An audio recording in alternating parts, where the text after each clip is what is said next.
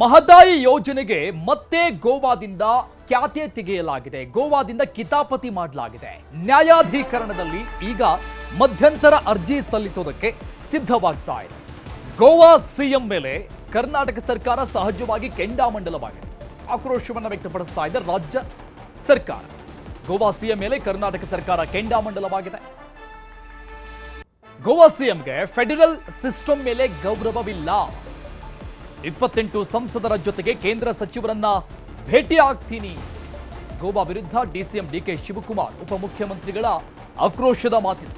28 ಸಂಸದರನ್ನ ಕರೆದುಕೊಂಡು ಆ ನಿಯೋಗದ ಮೂಲಕವಾಗಿ ಕೇಂದ್ರ ಸಚಿವರನ್ನ ಭೇಟಿ ಆಗ್ತೀನಿ ಅಂತ ಡಿಕೆ ಶಿವಕುಮಾರ್ ಆಕ್ರೋಶವನ್ನು ವ್ಯಕ್ತಪಡಿಸಿದ್ದಾರೆ. ಕೇಂದ್ರದಿಂದಲೇ ಸಹಕಾರ ಕೊಡ್ತಾ ಇಲ್ಲ ಅಂತ ಸಚಿವ ರಾಮಲಿಂಗಾರೆಡ್ಡಿ ಹೇಳಿದ್ದಾರೆ.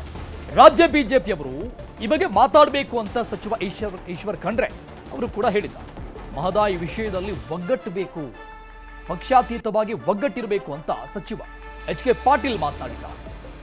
ರಾಜ್ಯ ಸರ್ಕಾರದ ಪ್ರಮುಖ ನಾಯಕರು, ಸಚಿವರುಗಳೆಲ್ಲರೂ ಕೂಡ ಗೋವಾ ಸರ್ಕಾರ ತೆಗೆದುಕೊಳ್ತಾ ಇರುವಂತಹ ಆ ಒಂದು ನಿರ್ಧಾರ, ಅದರ ಒಂದು ಕಿತಾಪತಿಗೆ ಸಂಬಂಧಪಟ್ಟಂಗೆ, ಮಹದಾಯಿ ವಿಚಾರಕ್ಕೆ ಸಂಬಂಧಪಟ್ಟಂಗೆ ಬಹಳಷ್ಟು ಆಕ್ರೋಶವನ್ನು ವ್ಯಕ್ತಪಡಿಸ್ತಾ ಇದ್ದಾರೆ.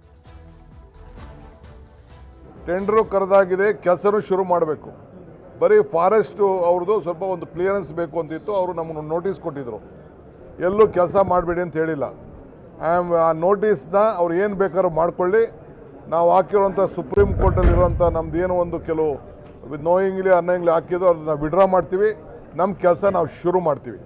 ನಾನು ನಮ್ಮೆಲ್ಲ ಸಂಸತ್ ಸದಸ್ಯರಿಗೆ ನಾನು ಭೇಟಿ ಮಾಡ್ತೀನಿ. ಬರೀ ಒಂದು MP ಗೋಸ್ಕರ ನಮ್ಮ ಕರ್ನಾಟಕವನ್ನು ನಾವು ಮಾರ್ಕೊಳ್ಳಿಕ್ಕೆ ಸಾಧ್ಯ ಇಲ್ಲ. ನಾನು ಕೂಡ ಕೇಂದ್ರದ ಜಲಸಂಪನ್ಮೂಲ ಮಂತ್ರಿಗಳಿಗೆ ಮತ್ತು ಪ್ರೈಮ್ ಮಿನಿಸ್ಟರ್ಗೆ ಈ ವಿಚಾರದಲ್ಲಿ ನಾನು ಪ್ರತ್ಯೇಕವಾಗಿ ಟೈಮ್ ಕೇಳ್ತೀನಿ.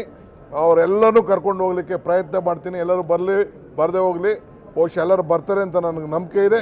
ನಾನಂತೂ ಪ್ರಯತ್ನ ಮಾಡ್ತೀನಿ. ನಾನು ಕೆಲಸ ಮಾಡಲಿಕ್ಕೆ ಏನು ಮಾಡಬೇಕು ವ್ಯವಸ್ಥೆ ಮಾಡ್ತೀನಿ. ಕೇಂದ್ರ ಸರ್ಕಾರ ಮಹದಾಯಿ ಬಗ್ಗೆ ಮಲದಾಯಿ ಧೋರಣೆ ತೋರಿಸ್ತಾನೆ ಇರ್ತಕ್ಕಂಥದ್ದು ಎಲ್ರಿಗೂ ಕೂಡ ಗೊತ್ತಿರ್ತಕ್ಕಂಥ ವಿಚಾರ. ಯಾಕೆಂದರೆ ಗೋವಾದಲ್ಲಿ BJP ಸರ್ಕಾರ ಇದೆ.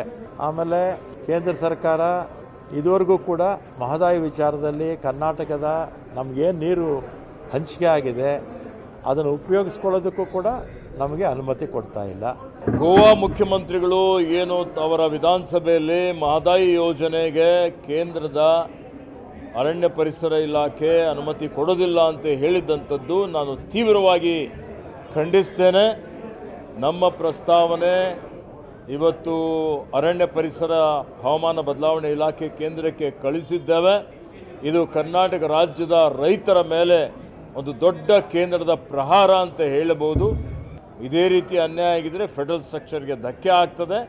ಇಡೀ ರಾಜ್ಯದ ಜನ ಇದರ ವಿರುದ್ಧ ಖಂಡನೆಯೂ ಮಾಡ್ತೇವೆ ಮತ್ತು ಹೋರಾಟನೂ ಮಾಡ್ತೇವೆ. ಅವಶ್ಯಕತೆ ಬಿದ್ದರೆ ಸುಪ್ರೀಂ ಕೋರ್ಟ್ಗೆ ಹೋಗಿ ನ್ಯಾಯ ಪಡೀಲಿಕ್ಕೆ ಪ್ರಯತ್ನ ಮಾಡ್ತೇವೆ. ಕೇಂದ್ರ ಸರ್ಕಾರ ಮಲತಾಯಿ ಧೋರಣೆಯನ್ನು ತೋರಿಸ್ತಾ ಇದೆ. ಗೋವಾ ಮುಖ್ಯಮಂತ್ರಿಗಳು ಹೇಳಿರುವಂಥ ಆ ಹೇಳಿಕೆ ನಿಜವಾಗಿಯೂ ಕರ್ನಾಟಕದ ಜನರ ಮನಸ್ಸಿನಲ್ಲಿ ಆಕ್ರೋಶ ಮೂಡಿದೆ. ಮಹದಾಯಿಗೆ ಅನುಮತಿ ಕೊಡೋದರಲ್ಲಿ ಕೇಂದ್ರ ಸರ್ಕಾರ ಏನು ವಿಳಂಬ ದ್ರೋಹ ಮಾಡ್ತಾ ಇದೆ, ಇದು ನಮ್ಮ ಫೆಡರಲ್ ವ್ಯವಸ್ಥೆಯನ್ನು ಅಶಕ್ತಗೊಳಿಸ್ತಕ್ಕಂಥ ಕ್ರಮ ಆಗಿದೆ. ನಾನು ಕೇಂದ್ರ ಸರ್ಕಾರಕ್ಕೆ ಆಗ್ರಹಿಸ್ತೀನಿ, ಒತ್ತಾಯಿಸ್ತೀನಿ, ಅನ್ಯಾಯವನ್ನು ಮಾಡದೆ ತಕ್ಷಣ ಅನುಮತಿ ನೀಡಬೇಕು. ಮಹದಾಯಿ ಕಳಸಾ ಬಂಡೂರಿ ಯೋಜನೆ ಮಾಡಬೇಕು ಅಂತ ತಿಳ್ಕೊಂಡು ಹೇಳಿ ಮಹದಾಯಿ ನ್ಯಾಯಾಧೀಕರಣ 5 ಏಪ್ರಿಲ್ 13.42 TMCಯನ್ನು ನಮ್ಮ ರಾಜ್ಯಕ್ಕೆ ಹಂಚಿಕೆ ಮಾಡಿದೆ. ಅದಕ್ಕೆ ಗೋವಾದವರು ಸುಪ್ರೀಂ ಕೋರ್ಟ್ಗೆ ಹೋದರು, ನಾವು ಸುಪ್ರೀಂ ಕೋರ್ಟ್ಗೆ ಹೋಗಿದ್ವಿ. ಅಲ್ಟಿಮೇಟ್ಲಿ ಕರ್ನಾಟಕದ ಪರ ಜಯ ಸಿಕ್ಕಿದೆ. ಆನಂತರ ಕೇಂದ್ರ ಸರ್ಕಾರ ಅಧಿಸೂಚನೆ ಹೊರಡಿಸಿದೆ. ಅದರ ನಂತರ ಮಹದಾಯಿ ನ್ಯಾಯಾಧೀಕರಣದ ಆದೇಶವನ್ನು ಪಾಲನೆ ಮಾಡಬೇಕಂತ ರಾಜ್ಯ ಸರ್ಕಾರ ಮಾನ್ಯ ಮುಖ್ಯಮಂತ್ರಿ ಸಿದ್ದರಾಮಯ್ಯನವರು, ಉಪಮುಖ್ಯಮಂತ್ರಿ DK ಶಿವಕುಮಾರ್ ಸಾಹೇಬರು ಟೆಂಡರ್ ಕರೆದು ಗುತ್ತಿಗೆದಾರರಿಗೆ ವರ್ಕ್ ಆರ್ಡರ್ ಕೂಡ ಕೊಟ್ಟಿವಿ. ಇಂಥ ಸಂದರ್ಭದಲ್ಲಿ ಗೋವಾದ ಮುಖ್ಯಮಂತ್ರಿ ಗೋವಾ ವಿಧಾನಸಭೆಯಲ್ಲಿ ಯಾವುದೇ ಕಾರಣಕ್ಕೂ ಕೇಂದ್ರ ಸರ್ಕಾರ ಒಪ್ಪಿಗೆ ಕೊಡಂಗಿಲ್ಲ ಅಂತ ಹೇಳಲಿಕ್ಕೆ ಇವ್ರು ಯಾರು ಹೇಳಕ್ಕೆ? ಈ ಬಗ್ಗೆ ಡೀಟೇಲ್ಸ್ ಕೊಡ್ತಾರೆ ನಮ್ಮ ಪ್ರತಿನಿಧಿ ಶಿವರಾಮ ಸುಂಡಿ ಲೈವ್ನಲ್ಲಿ ಜಾಯ್ನ್ ಆಗ್ತಾ ಇದ್ದಾರೆ. ಶಿವರಾಮ ಸುಂಡಿ, ಈ ಒಂದು ಐತಿಹಾಸಿಕ ಹೋರಾಟ, ಮಹದಾಯಿ ಹೋರಾಟ ಅಂದ್ರೆ ಒಂದು ಐತಿಹಾಸಿಕ ಹಿನ್ನೆಲೆ ಇದೆ. ದಶಕಗಳ ಹೋರಾಟ ಇದು ಲಕ್ಷಾಂತರ ಸಂಖ್ಯೆಯ ರೈತರ ಕನಸು ಕೂಡ ಆಗಿರುವಂತದ್ದು. ಸುಪ್ರೀಂ ಕೋರ್ಟ್ನಿಂದ ಆದೇಶ ಬಂದಾಗಿದೆ, ವರ್ಕ್ ಆರ್ಡರ್ ಕೂಡ ರಾಜ್ಯ ಸರ್ಕಾರದಿಂದ ಪಾಸ್ ಆಗಿರುವಂತದ್ದು, ಅದನ್ನ ನೇಮಿಸಲಾಗಿದೆ. ಇನ್ನೇನು ಕೆಲಸ ಆರಂಭ ಆಗುತ್ತೆ ಅನ್ನುವಂತ ಈ ಒಂದು ಮೂಮೆಂಟ್ ನಲ್ಲಿ ಗೋವಾ ಸರ್ಕಾರದಿಂದ ಎಕ್ಸ್ಪೆಕ್ಟೆಡ್ ಕಿತಾಪತಿ ಅಂತ ಅನ್ಸುತ್ತೆ. ಯಾಕಂದ್ರೆ ಮೊದಲಿಂದ ಗೋವಾ ಅದನ್ನೇ ಮಾಡ್ಕೊಂಡು ಬಂದಿರುವಂತದ್ದು. ಈಗ ಆ ಭಾಗದ ಹೋರಾಟಗಾರರು ಏನ್ ನಿಲುವನ್ನ ತೆಗೆದುಕೊಳ್ತಾ ಇದ್ದಾರೆ, ಅವರ ಆಂಗಲ್ ಏನು?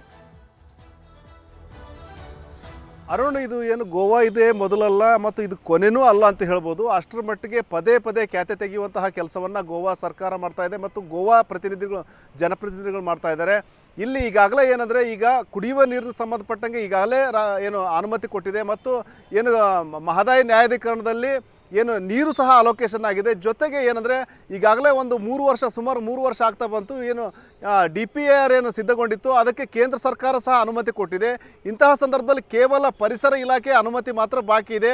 ಇಂತಹ ಸಂದರ್ಭದಲ್ಲಿ ಮತ್ತೆ ಅದಕ್ಕೆ ವಿರುದ್ಧವಾದ ರೀತಿಯಲ್ಲಿ ಹೇಳಿಕೆ ಕೊಡುವಂಥ ಕೆಲಸವನ್ನು ಗೋವಾ CM ಮಾಡಿದ್ದಾರೆ. ಹೀಗಾಗಿ ಈಗೇನು ರಾಜ್ಯ ಸರ್ಕಾರ DK ಶಿವಕುಮಾರ್ ಮೊದಲ ನಾಯಕರೇನು ಹೇಳಿಕೆ ಕೊಟ್ಟಿದ್ದಾರೆ, ಅದಕ್ಕೆ ಇಲ್ಲಿನ ರೈತ ಮುಖಂಡರು ಸಹ ಬೆಂಬಲ ಕೊಡ್ತಾ ಇದ್ದಾರೆ ಮತ್ತು ಏನು ರಾಜ್ಯ ಸರ್ಕಾರ ದಿಟ್ಟು ನಿಲುವು ತೆಗೆದುಕೊಳ್ಳಲಿ, ನಾವು ಅವ್ರ ಜೊತೆಗೆ ಇರ್ತೀವಿ ಅನ್ನೋ ಮಾತನ್ನು ಹೇಳಿದ್ದಾರೆ.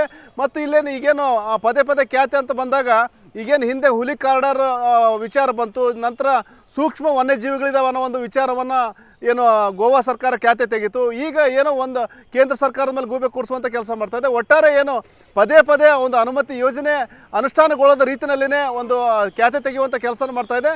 ಹೀಗಾಗಿ ಈ ಭಾಗದ ರೈತ ಮುಖಂಡರು ಸಹ ಆಕ್ರೋಶ ವ್ಯಕ್ತಪಡಿಸಿದ್ದಾರೆ ಮತ್ತು ಏನು 10 ವರ್ಷಗಳ ಹೋರಾಟದ ಫಲವಾಗಿ ಈಗೇನು ಯೋಜನೆ ಆಗುತ್ತೆ ಅನ್ನೋ ವಿಚಾರದಲ್ಲಿದ್ದಂಥ ಸಂದರ್ಭದಲ್ಲಿ ಈ ರೀತಿ ಖ್ಯಾತೆ ತೆಗಿತಿರೋದು ಆಕ್ರೋಶಕ್ಕೆ ಕಾರಣವಾಗಿದೆ. ಮತ್ತು ಸರ್ಕಾರದ ನಿಲುವಿಗೆ ಸರ್ಕಾರ ಏನು ಮುಂದೆ ಹೆಜ್ಜೆ ಇಡ್ತದೆ ಅದಕ್ಕೆ ನಾವು ಬದ್ಧ ಅನ್ನೋ ಮಾತನ್ನು ಇಲ್ಲಿನ ಮುಖಂಡರು ಹೇಳ್ತಾ ಇದ್ದಾರೆ. ಅರುಣ್, ಓಕೆ, ನರಗುಂದ, ಗದಗ, ಹುಬ್ಬಳ್ಳಿ, ಧಾರವಾಡ ಆ ಭಾಗದಲ್ಲಿ ಅತಿ ಹೆಚ್ಚಿನ ಹೋರಾಟಗಳನ್ನು ಕಂಡಿದ್ದೀವಿ ನಾವು. ಈ ಒಂದು ಮಹದಾಯಿ ವಿಚಾರಕ್ಕೆ ಸಂಬಂಧಪಟ್ಟಂಗೆ ಏನನ್ನ ಹೇಳ್ತಾ ಇದ್ದಾರೆ ಆ ಭಾಗದ ಹೋರಾಟಗಾರರು? ಸಹಜವಾಗಿ ಆಕ್ರೋಶ ವ್ಯಕ್ತವಾಗಿರುತ್ತೆ. ಏನಾದರೂ ಹೋರಾಟದ ಮುನ್ಸೂಚನೆಯನ್ನೇನಾದರೂ ಕೊಡ್ತಾ ಇದ್ದಾರಾ, ಹೇಗೆ? ಅರುಣ್, ಈಗಾಗಲೇ ನರಗುಂದದಲ್ಲಿ ನಿರಂತರವಾಗಿ ಹೋರಾಟವನ್ನು ಮುಂದುವರ್ಸ್ಕೊಂಡು ಬರ್ತಾ ಇದ್ದಾರೆ. ಅಂದರೆ ಈಗೇನು ರೈತರು ಅನಿರ್ದಿಷ್ಟಾವಧಿ ಹೋರಾಟ ಈಗಲೂ ಸಹ ಮುಂದುವರೆದಿದೆ. ಜೊತೆಗೆ ಏನಂದರೆ ಈಗೇನಾದರೂ ಗೋವಾ ಮತ್ತೆ ಏನಾದರೂ ಖ್ಯಾತೆ ತೆಗೆದ್ರೆ ಮತ್ತಷ್ಟು ಹೋರಾಟ ತೀವ್ರಗೊಳಿಸುವಂತಹ ಎಚ್ಚರಿಕೆಯನ್ನು ಕೊಡ್ತಾ ಇದ್ದಾರೆ. ಜೊತೆಗೆ ನ್ಯಾಯಾಲಯದಲ್ಲೂ ಸಹ ಹೋರಾಟ ಮಾಡುವಂತಹ ಎಚ್ಚರಿಕೆಯನ್ನು ಕೊಡ್ತಾ ಇದ್ದಾರೆ. ಏನು ಈಗಾಗಲೇ ನ್ಯಾಯಾಲಯನ ಅನುಮತಿ ಕೊಟ್ಟಿದೆ. ಹೀಗಿರಬೇಕಾದ್ರೆ ಇವರು ಗೋವಾದವರು ಪದೇ ಪದೇ ಖ್ಯಾತೆ ತೆಗೆದಿರೋದು ಯಾಕೆ ಅನ್ನೋ ಪ್ರಶ್ನೆ. ಜೊತೆಗೆ ಕೇಂದ್ರ ಸರ್ಕಾರದ ವಿರುದ್ಧ ಸಹ ಇಲ್ಲಿನ ನಾಯಕರ ಆಕ್ರೋಶವಿದೆ. ಯಾಕಂದರೆ ಈಗೇನು ಗೋವಾ ಒಬ್ಬ MP ಸಲುವಾಗಿ ಇವರು ಗೋವಾ ಪರವಾಗಿ ವಕಾಲತ್ತು ವಹಿಸುವಂಥ ಕೆಲಸವನ್ನು ಕೇಂದ್ರ ಸರ್ಕಾರ ಮಾಡ್ತಾ ಇದೆ. ಅದನ್ನು ಕೈ ಬಿಡಬೇಕು. ಇಲ್ಲಿನ ಜನರ ಸಮಸ್ಯೆಗಳನ್ನ ಮತ್ತು ಏನು ಕುಡಿಯೋ ನೀರಿನ ಇಶ್ಯೂ ಇದೆ ಅದಕ್ಕೆ ಸ್ಪಂದಿಸುವಂಥ ಕೆಲಸ ಮಾಡ್ಬೇಕಂತ ಹೇಳ್ತಾ ಇದ್ದಾರೆ. ಹಾಗಾಗಿ ಹೋರಾಟದ ಮತ್ತಷ್ಟು ಹೋರಾಟ ತೀವ್ರಗೊಳಿಸುವಂತಹ ಎಚ್ಚರಿಕೆಯನ್ನು ಸಹ ಕೊಡ್ತಾ ಇದ್ದಾರೆ. Arun, yes, thank you Shivaram ಡೀಟೇಲ್ಸ್ಗೆ. ಸಂಬಂಧಪಟ್ಟಂಗೆ ಮಾತನಾಡೋಕೆ ಹೋರಾಟಗಾರರು ಕಳಸಾ ಬಂಡೂರಿ ಸಿದ್ದಣ್ಣ ತೇಜಿ ಅವರು ಸಂಪರ್ಕದಲ್ಲಿದ್ದಾರೆ. ಸರ್, ನಮಸ್ಕಾರ. ಸರ್, ನಮಸ್ಕಾರ. ಸರ್, ಈಗ ರಾಜ್ಯ ಕಾಂಗ್ರೆಸ್ನ ನಿಲುವಂತೂ ಗಟ್ಟಿಯಾಗಿದೆ. ಅವ್ರು ಹೇಳ್ತಾ ಇರುವಂತದ್ದು ವರ್ಕ್ ಆರ್ಡರ್ ಕೂಡ ನಾವು ಪಾಸ್ ಮಾಡಿದ್ವಿ, ಬಟ್ ಕೇಂದ್ರದಿಂದ ಯಾವುದೇ ರೀತಿಯಾದಂತಹ ಸಪೋರ್ಟ್ ಸಿಗ್ತಾ ಇಲ್ಲ ನಮಗೆ ಅಂತ. ಏನ್ ಹೇಳ್ತೀರಿ ಇದಕ್ಕೆ? ಸರ್, ಖಂಡಿತ. ಈಗ ನಾವು ರಾಜ್ಯ ಸರ್ಕಾರದ ವಿರುದ್ಧ ಹೋರಾಟ ಮಾಡಿ ಸಾಕಷ್ಟು ಹೋರಾಟ ಮಾಡಿದ ಮೇಲೆ DPR ರೆಡಿ ಆಗಿದೆ. DPR ಆಲ್ರೆಡಿ ಇಂಪ್ಲಿಮೆಂಟ್ ಆಗಿದೆ. ಹೌದು. ಈಗ ಈ ತಮ್ನಾರ್ ಮತ್ತು ತಮ್ನಾರ್ ಕಾರಿಡಾರ್ ಯೋಜನೆ ಬಂದಾಗ ಪ್ರಧಾನಮಂತ್ರಿಗಳು ಎದೆ ಉಬ್ಬಿಸ್ಕೊಂಡು ಎಲ್ಲರ ವಿಷಯದಾಗೂ ಮಾತಾಡ್ತಾರೆ. ತಮ್ನಾರ್ ಮತ್ತೆ ನಮ್ಮ ಛತ್ತೀಸ್ಗಢಕ್ಕೆ ಏನು ಹೋಗ್ತಾ ಇದೆ ಒಂದು ಲೈನು, ಆ ಲೈನ್ ವಿಚಾರದಲ್ಲಿ ಅಲ್ಲಿ ಆನೆ ಅಭಯಾರಣ್ಯ ಇದೆ, ಆಮೇಲೆ ಹುಲಿ ಅಭಯಾರಣ್ಯ ಇದೆ. ಅಲ್ಲಿ ಸಾಕಷ್ಟು ಸೂಕ್ಷ್ಮ ಪ್ರಾಣಿಗಳು ಇದ್ರೂ ಕೂಡ ಅಲ್ಲಿ ಹೈ ಟೆನ್ಷನ್ ವೈರ್ ಹಾಕ್ಲಿಕ್ಕೆ ಯಾವುದೇ ತೊಂದರೆ ಇಲ್ಲ ಅಂತ ಹೇಳ್ತಾರೆ. ಈ ಭಾಗದಲ್ಲಿ ರೈತರಿಗೆ, ಜಾನುವಾರುಗಳಿಗೆ ಕುಡಿ ನೀರು ಯೋಜನೆ ಆಗಿರ್ಬೋದು, ವ್ಯವಸಾಯಕ್ಕೆ ನೀರಾಗಿರ್ಬೋದು, ಮತ್ತೆ ನಮ್ ಬೇಕಾಗಿರುವಂತದ್ದು ಈ ಭಾಗದ ಕಾರ್ಖಾನೆಗೆ ನೀರು ಬೇಕು ಅಂತ ಪ್ರಧಾನಮಂತ್ರಿ ಭೇಟಿಯಾದಾಗ ಅವ್ರು ಪ್ರತಿ ಉತ್ತರ ಕೊಡದೆ ಇವತ್ತು ಏನಾಗಿದೆ, ಕೇವಲ ಬಿಜೆಪಿ ಒಂದು ಸಿದ್ಧಾಂತ ಗೋವಾದವ್ರಿಗೆ ಅನ್ಯಾಯ ಆಗ್ಬಾರ್ದು, ಗೋವಾದಲ್ಲಿರುವಂತ ಒಂದು MP-ಗೋಸ್ಕರ ಇಡೀ ಉತ್ತರ ಕರ್ನಾಟಕ ಇವತ್ತನ್ನ ಹಾಳು ಮಾಡುವಂತ ಒಂದು ಪರಿಸ್ಥಿತಿ ಬಂದಿದೆ. ನನ್ನ ಪ್ರಶ್ನೆ ಇಷ್ಟೇ, ನಾವು ಏಕೀಕರಣದಾಗ ಅದೇವೋ ಇಲ್ಲೋ ಅಂತ. ಏಕೀಕರಣದಾಗಿದ್ದಾಗ ಗೋವಾನು ಒಂದೇ, ಪ್ರಧಾನಮಂತ್ರಿಯವ್ರಿಗೆ ನೋಡಿ ಗೋವಾನು ಅಷ್ಟೇ, ಕರ್ನಾಟಕನೂ ಅಷ್ಟೇ, ಮಹಾರಾಷ್ಟ್ರ ಅಷ್ಟೇ. ಅಲ್ಲಿ MP MLA ಸರ್ಕಾರ ಅಂತ ಏನ್ ಬರಲ್ಲ. ಆದ್ರೆ ಏಕೀಕರಣದಾಗಿದ್ದಾಗ ತಾರತಮ್ಯ ಮಾಡಬಾರದು, ಈ ನಿಲುವು ಸರಿ ಇಲ್ಲ ಅಂತ. ಯಾಕಂದ್ರೆ ಸಂವಿಧಾನದಲ್ಲಿ ಇದೆ 256ನೇ ಕಲಂ ಪ್ರಕಾರ ಇದೆ. ಅವತ್ತು ಇಂದಿರಾ ಗಾಂಧಿ ಅವರು ಕೂಡ ಹರಿಯಾಣ ಪಂಜಾಬ್ಗೂ ಕೂಡ ಎರಡು ರಾಜ್ಯದ ವಿರೋಧಗಳು ಇದ್ರೂ ಕೂಡ ಅಲ್ಲಿ ಕುಡಿ ನೀರಿನ ಯೋಜನೆ ಕೊಟ್ಟರು. ಈ ಭಾಗದಲ್ಲಿ ಕುಡಿ ನೀರಿನ ಸಮಸ್ಯೆ ನಮ್ದು ಬೇಸಿಗೆ ಬಂದ್ರೆ ನಮ್ಮ ಭಾಗದಲ್ಲಿ ಜನರಿಗೆ ಕುಡಿಯಕ್ಕೆ ನೀರು ಸಿಗಲ್ಲ, ಜಾನುವಾರು ಕುಡಿಯಕ್ಕೆ ನೀರು ಸಿಗುದಿಲ್ಲ. ನಾವು ಹಳ್ಳಿಯಿಂದ ಶಹರಗಳಿಗೆ ಜೀವನ ಕಟ್ಕೋಬೇಕಂತ ಹೋಗ್ತಾ ಇದ್ದೇವೆ. 10 ಎಕರೆ 20 ಎಕರೆ ಭೂಮಿ ಇದ್ರು ಕೂಡ ಇವತ್ತು ನಮ್ಮ ಮೈ ಮೇಲೆ ಬಟ್ಟೆ ಹರಿದಿರ್ತದನ ಅಂತ ಪರಿಸ್ಥಿತಿಯಲ್ಲಿ ಇದ್ದೇವೆ. ದಯವಿಟ್ಟು ರಾಜಕಾರಣ ಮಾಡಕ್ಕೆ ಮತ್ತೆ ಚುನಾವಣೆ ಬರ್ತದೆ. ಪ್ರಹ್ಲಾದ್ ಜೋಶಿ ಅವ್ರಿಗೆ ಹೇಳೋದಷ್ಟೇ, ಪ್ರಹ್ಲಾದ್ ಜೋಶಿ ಅವ್ರು 5 ಸಾರಿ ನಿಮ್ಗೆ ನಾವು ವೋಟ್ ಅನ್ನುವಂತ ಭಿಕ್ಷೆಯನ್ನು ನೀಡಿದ್ದೇವೆ, ವೋಟ್ ಹಾಕಿಸ್ಕೊಂಡು MP ಆಗಿದ್ದೀರಿ. ದಯವಿಟ್ಟು ನಿಮ್ಮ ಮೇಲೆ ನಮ್ಗೆ ನಮ್ಮ ಮೇಲೆ ನೀವು ಕರುಣೆ ತೋರ್ರಿ. ಸರ್, ಈಗ DK ಶಿವಕುಮಾರ್ ಅವ್ರು ಮಾತನಾಡಿದ್ರಿ ಈ ಬಗ್ಗೆ, ಎಲ್ಲ 28 ಸಂಸದರನ್ನ ಕರ್ಕೊಂಡು ಹೋಗಿ ನಾನು ಕೇಂದ್ರದ ನೀರಾವರಿ ಸಚಿವರನ್ನ ಮೀಟ್ ಆಗ್ತೀನಿ, ಸಂಬಂಧಪಟ್ಟಂತ ಸಚಿವರನ್ನ ಜೊತೆ ಮಾತಾಡ್ತೀನಿ ಅಂತ. ತಾವೇನು ಹೇಳ್ತೀರಿ ಈ ಬಗ್ಗೆ? ಸಚಿವರು, ಇಲ್ಲಿನ ರಾಜಕೀಯ ಮುಖಂಡರು ಎಲ್ಲರೂ ಏನ್ ಮಾಡಬೇಕು ಈ ಮೂಮೆಂಟ್ನಲ್ಲಿ? ಸರ್, ಈಗ ಇಂಥದ್ದೊಂದು ಪ್ರಯತ್ನ ಅನಂತ್ ಕುಮಾರ್ ಇದ್ರು, ಅವ ಕೇಂದ್ರದ ಮಂತ್ರಿ ಆಗಿದ್ರು, ಬಿಜೆಪಿ ಕೇಂದ್ರದ ಮಂತ್ರಿ ಆಗಿದ್ರಲ್ಲ, ಅವರು ಇದೇ ನರೇಂದ್ರ ಮೋದಿ ಅವ್ರ ಎದುರುಗಡೆನೆ ಕರ್ಕೊಂಡೋಗಿ ಒಂದ್ಸಲ ಪೆರೇಡ್ ತರ ಮಾಡಿದ್ರು. ಪ್ರಹ್ಲಾದ್ ಜೋಶಿ ಅವರು ಇದು ನಮ್ಮ DK ಶಿವಕುಮಾರ್ ಹೇಳಿದಂತ ತಪ್ಪೇನಿಲ್ಲ, ಈ ರೀತಿ ಪ್ರಯತ್ನ ಒಂದು ಮಾಡ್ಲಿ. ನೋಡಿ, ಲಾಸ್ಟಿಗೆ ಬರೋದು ಒಂದೇ, ರಾಜಕೀಯ ತಾರತಮ್ಯ ಹೊರತುಪಡಿಸಿ ಈ ಭಾಗದ ಜನರ ವಿಚಾರ ಬಂದಾಗ ಈ ಎರಡೂ ಪಕ್ಷದವರು ಕೂಡ ಒಮ್ಮತದಿಂದ ಇರಬೇಕು. ಅದು ಪ್ರಹ್ಲಾದ್ ಜೋಶಿ ಅವರ ವಿಚಾರ ಇರ್ಬೋದು, ಇವತ್ತು ಸಿದ್ದರಾಮಯ್ಯ ವಿಚಾರ ಇರ್ಬೋದು, DK ಶಿವಕುಮಾರ್ ಇರ್ಬೋದು, ಕುಮಾರಣ್ಣ ಇರ್ಬೋದು. ಇದು ರಾಜಕೀಯ ಪಕ್ಷ ಮತ್ತು ಅಧಿಕಾರ ಅಂತ ಬಂದ್ರೆ ಇವ್ರು ಇಬ್ಬರು ಪಕ್ಷದಿಂದ ನಮಗೆ ಅನ್ಯಾಯ ಆಗ್ತದೆ. ದಯವಿಟ್ಟು ನಿಮ್ಮ ರಾಜಕೀಯ ಪಕ್ಷ ರಾಜಕಾರಣದಾಗ ಇಟ್ಕೊಳ್ರಿ. DK ಶಿವಕುಮಾರ್ ಪ್ರಯತ್ನ ಮಾಡ್ಲಿ, ತಪ್ಪೇನಿಲ್ಲ. ಆದ್ರೆ ಅದ್ರ ಜೊತೆಗೆ ಪ್ರಹ್ಲಾದ್ ಜೋಶಿ ಅವರು ಪ್ರಧಾನಿ ಜೊತೆಗೆ ಅಕ್ಕಪಕ್ಕದಾಗಿರೋರು, ಮತ್ತೆ ಇವರು ಸಂಸದೀಯ ಕಾರ್ಯದರ್ಶಿ ಆಗಿದ್ರು ಮುಂಚೆ, ಅವಾಗ ಕೂಡ ಪ್ರಧಾನ ಮಂತ್ರಿ ಜೊತೆಗೆ ಸಂಬಂಧ ಚೆನ್ನಾಗಿದೆ. ಒಂದು ಸಣ್ಣ ರಾಜ್ಯದ ವಿಚಾರದಲ್ಲಿ ತಾರತಮ್ಯ ಬೇಡ. ನಮ್ಮ ಭಾಗದಾಗ ಹುಟ್ಟಿದಂತ ಒಂದು ಕಳಸಾ ಮತ್ತು ಬಂಡೂರಿ ಹಳ್ಳಗಳು ಇವನ್ನ ಅಲ್ಲಿಂದ ಬರೀ ಹಾರ್ಡ್ಲಿ ಒಂದು 150-200 ಮೀಟರ್ದಲ್ಲಿ ಅಷ್ಟೇ ಕಾಮಗಾರಿ ಉಳಿದಿದ್ದು. ಆ ತಡೆಗೋಡೆ ತೆಗೆದು ಈಗಾಗಲೇ ಮಧ್ಯಂತರ ವರದಿ ಆಗಿದೆ ಸರ್. ಈಗ ನಮಗೆ ಕುಡಿ ನೀರಿನ ಯೋಜನೆಯಲ್ಲಿ ಈಗಾಗಲೇ ಟ್ರಿಬ್ಯುನಲ್ ಎಲ್ಲ ಆದೇಶ ಆಗಿದೆ. ಅದ್ರ ಪ್ರಕಾರ ನಮ್ಮ ರಾಜ್ಯ ಸರ್ಕಾರನ ಇರಬೇಕು, ಆ ಗೋವಾ ರಾಜ್ಯ ಸರ್ಕಾರನ ಇರಬೇಕು, ಕೇಂದ್ರ ಮಧ್ಯಸ್ಥಿಕೆ ವಹಿಸಿ ಈ ಸಮಸ್ಯೆಯನ್ನು ಸರಿಪಡಿಸಿ. ಮತ್ತೆ DK ಶಿವಕುಮಾರ್ ಪ್ರಯತ್ನ ಮಾಡಿದ್ರೆ ತಪ್ಪೇನಿಲ್ಲ ಅಂತ ತಮ್ಮ ಮಾಧ್ಯಮಕ್ಕೆ ಹೇಳಿಕೆ ಇಚ್ಛೆ ಪಡ್ತೀನಿ. Thank you sir, thank you. ನೀವು ಸರ್ ಜೊತೆ ಮಾತನಾಡಿ.